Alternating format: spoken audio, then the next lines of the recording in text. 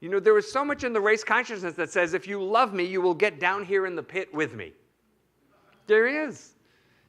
Because God knows there's plenty of room in the pit, isn't there? Have you ever glanced down in the pit? It's like, ooh, wow. Right? You know, and in the race consciousness, there seems to be a lot of agreement for how selfish you are to be happy and thinking only of yourself when I'm so miserable. And who do you think you are to have heaven here and now? And life is hard and miserable, and you'd better wake up to it, buddy boy. Well, Jesus said, it's done unto you as you believe. And so if that's what you believe, that life is hard and miserable and all of those other things, well, have at it, right? But you are not going to take me down with you. See, I want heaven here and now. I choose heaven, and I think that's part of it, is that we have to choose that our existence can be a heavenly existence right now here on earth. I choose the best God has for me, starting right now, anytime between now and right now is a really good time to say, you know what, I choose the best that God has for me. So,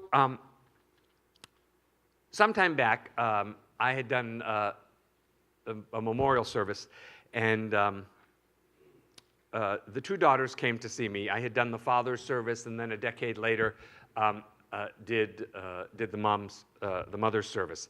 Now, the father was a successful businessman, and in his career, his wife often traveled with him. And they always stayed in very, very nice places and stuff.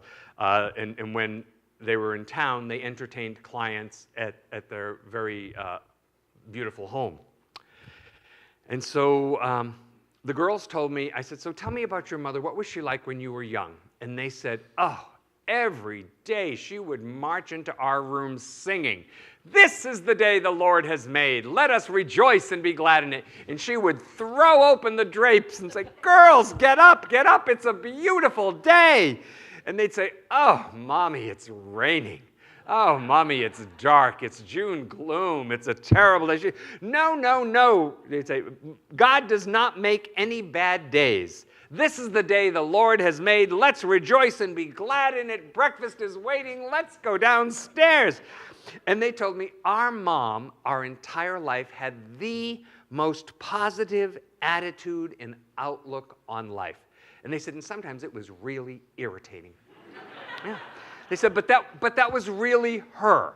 It was really, really her. Now, speed ahead.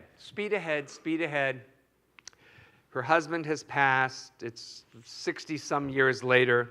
She has dementia and Alzheimer's, and she's in a special facility for dementia and Alzheimer's. And the daughters are visiting her one day, and they say, Mommy, how is everything? How are they treating you here? And she says, oh dear, they only hire the best people. And she kind of waves her hand to say, like, look at my surroundings. She says, they only hire the best people, and everything is lovely at the Ritz. Yeah. She believed, honest to God, she believed she was at the Ritz, that her consciousness was she could not possibly imagine herself anyplace else, because that's where she and her husband always would stay when they traveled. Right? And so it's done unto you as you believe. Now, doesn't that make you think? Right? So the daughter told me also that one day they said, you know, Mommy, how's the food? How's the food? And her mother picked up a little cup of Jell-O with fruit suspended in it, you know, and she smiled and looked at it as if it was the most exquisite dessert in the world. And she said again, everything is lovely at the Ritz. And proceeded to eat her Jell-O. You know? See, if we start practicing good to better to best, we get to experience heaven here and now. Now, I know people who that experience is hell for them, but for this woman, it was actually heaven.